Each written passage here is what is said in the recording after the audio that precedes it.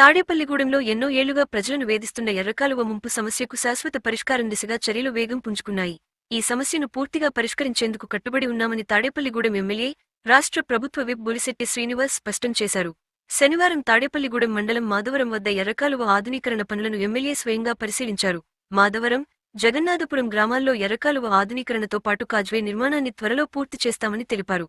ముంపు సమస్యకు శాశ్వత పరిష్కారమే తమ లక్ష్యమని, అవసరమైన అన్ని చర్యలు చేపడతామని చెప్పారు. 2 జిల్లాల సరిహద్దులో ఉన్న ఎర్రకాలువ వర్షాకాలంలో పొంగిపోవడంతో విద్యార్థులు, గ్రామస్తులు, ప్రయాణికులు తీవ్ర ఇబ్బందులు పడుతున్నారని ఎమ్మెల్యే పేర్కొన్నారు. అత్యవసర పరిస్థితిని దృష్టిలో ఉంచుకుని సుమారు 20 లక్షల రూపాయలు వ్యయంతో తాత్కాలిక కాజ్వే నిర్మించినట్లు తెలిపారు.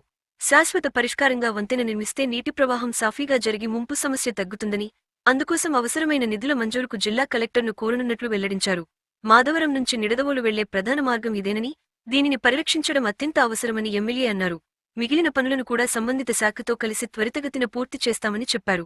ఎర్రకాలువ ఆధునీకరణ కోసం 2.80 కోట్ల రూపాయలు నిధులు మంజూరు చేసిన నీటిపారుదల శాఖ మంత్రి నిమ్మల రామానాయుడుకు ఎమ్మెల్యే కృతజ్ఞతలు తెలిపారు. మరో 6 కోట్ల రూపాయలు నిధులు మంజూరైతే ఎర్రకాలువ సమస్యకు శాశ్వత పరిష్కారం లభిస్తుందని ఆశాభావం వ్యక్తం చేశారు. మాధవరం, జగన్నాథపురం గ్రామాలను త్వరలోనే ముంపు సమస్య నుంచి విముక్తి చేస్తామని హామీ ఇచ్చారు. ప్రజల ఆకాంక్షలకు అనుగుణంగా గ్రామాల అభివృద్ధికి నిరంతరం కృషి చేస్తామని ఉప ముఖ్యమంత్రి, పంచాయతీరాజ్ శాఖ మంత్రి పవన్ కళ్యాణ్ లక్ష్యాలకు అనుగుణంగా ప్రతి గ్రామాన్ని సమగ్రంగా అభివృద్ధి చేసే దిశగా ముందుకు సాగుతున్నామని ఎమ్మెల్యే బొలిశెట్టి శ్రీనివాస్ తెలిపారు. ఈ కార్యక్రమంలో అధికారులు, కూటమి నాయకులు పాల్గొన్నారు. అందరికీ నమస్కారం. ఈరోజు మనం ఎర్రకాలువ మీద వంతెన పడిపోయి చాలా సంవత్సరాలైంది. 2 జిల్లాల హద్దుగా ఉండేటువంటి ఈ ప్రాంతం చాలా ఇబ్బంది పడుతున్నారు.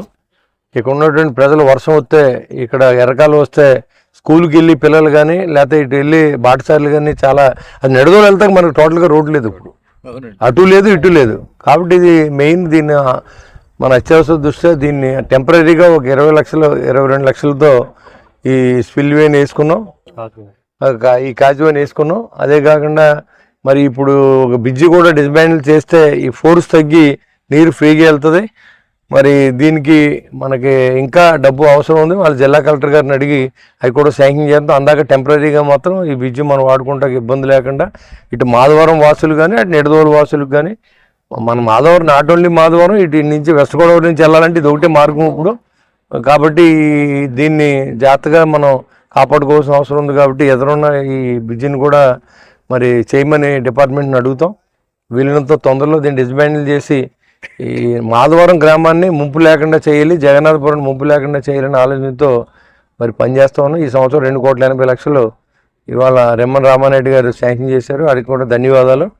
మరి ఇంకా రాబోయే రోజుల్లో కూడా ఇంకో 5-6 కోట్లు పెడితే ఇంకెప్పుడు కూడా దీనికి ఇబ్బంది లేకుండా ఈ ఎర్రకాలువ అనేది ఎప్పుడు ఊళ్ళోకి రాకుండా చేసే అవకాశం ఉంటుంది. కాబట్టి దానికి కూడా నేను ప్రయత్నం చేస్తాను.